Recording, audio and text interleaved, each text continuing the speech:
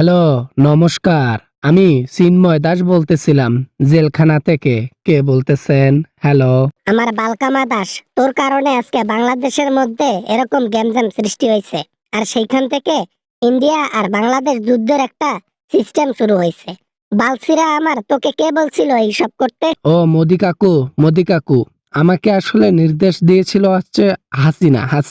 এই হাসিনার নির্দেশে আমি ওর পরিচালিত যত কিছু অন্যায় কাজ আছে সব তুলে ধরেছিলাম। মানুষের মধ্যে গ্যামজাম সৃষ্টি করেছিলাম। এই জন্য আমাকে গ্রেপ্তার করছে। এই জন্য তো ইসকন যেগুলা সদস্য আছে খেপে এক আইনজীবীকে মেরে ফেলেছে। এখন তোর মতো একজন ইসকনের জন্য, ইসকন সদস্যর জন্য দেশে দেশে যুদ্ধ লাগতেছে।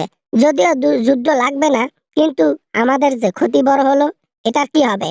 হাসিনার কথা তোকে শুনতে কে বলছে হে? আরে মোটা অঙ্কের টাকা দিয়েছিল তো, এই জন্য হাসিনার পক্ষ নিয়ে অনেক কথা বলছিলাম। হাসিনাকে দেশে আসার জন্য অনেক পরিকল্পনা করছিলাম। মোটা অঙ্কের টাকা পাইছি তো, এই জন্য মাথা কাজ করে নাই আর। বেটা, এই হাসিনার সঙ্গে যে থাকবে সে বড় বড় বাঁশ খাবে। আমিও খাইলাম, আমিও হাসিনার সঙ্গে ছিলাম, এখন আমিও বাঁশ খাইলাম। ইন্ডিয়ার সাথে বাংলাদেশের এখন আর কোনো সম্পর্ক থাকবে না। এখন কি হবে আমাদের? না থাকলে নাই, আমাদের বড় দেশ, আমাদের দেশের মধ্যে অনেক জনগণ আছে। তাদের কাছে সম্পর্ক ভালো রাখে ব্যবসা করবেন, দেখবেন যে দেশ ভালো চলবে। বাংলাদেশের মতো ছোট দেশের সাথে সম্পর্ক না থাকলে ভারতের কিছু হবে?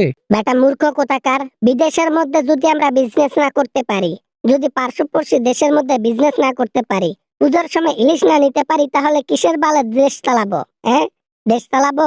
আমাদের ভারতের জিনিস কে নেবে? তা এখন আমি কি করব? আমাকে তো জেলের মধ্যে ঢুকাই দিছে। আমি তো ওগুলার মধ্যে লিপ্ত ছিলাম না। আমি কি বলছি ইসকন সদস্যদের বা ইসকন ভক্তদের যে তোরা গিয়ে আইনজীবীকে মার, তারপরে ধর্ম নিয়ে কাউ বাজুক, এটা কি করছি আমি? তুই তো মরলি বেটা, এখন আমাদেরকে নিয়েও মরলি। এখন ইন্ডিয়া বাংলাদেশের যে যুদ্ধ শুরু হবে, স্বাধীন রাষ্ট্রের মধ্যে যদি হামলা করি আমরা, তাহলে আমাদের পেছনে পুরো বিশ্ব বাস দেবে।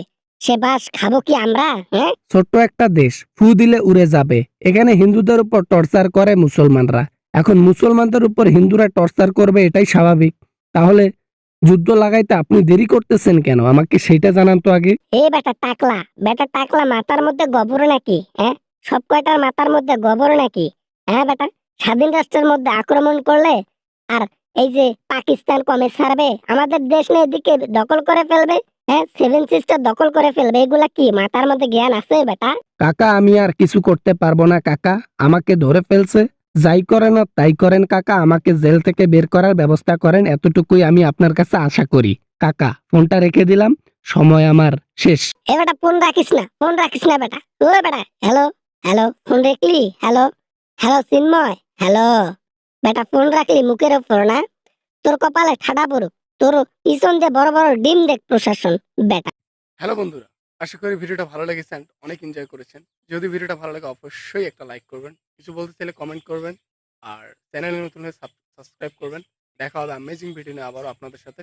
সবাই ভালো থাকবেন, সুস্থ থাকবেন। খোদা হাফেজ।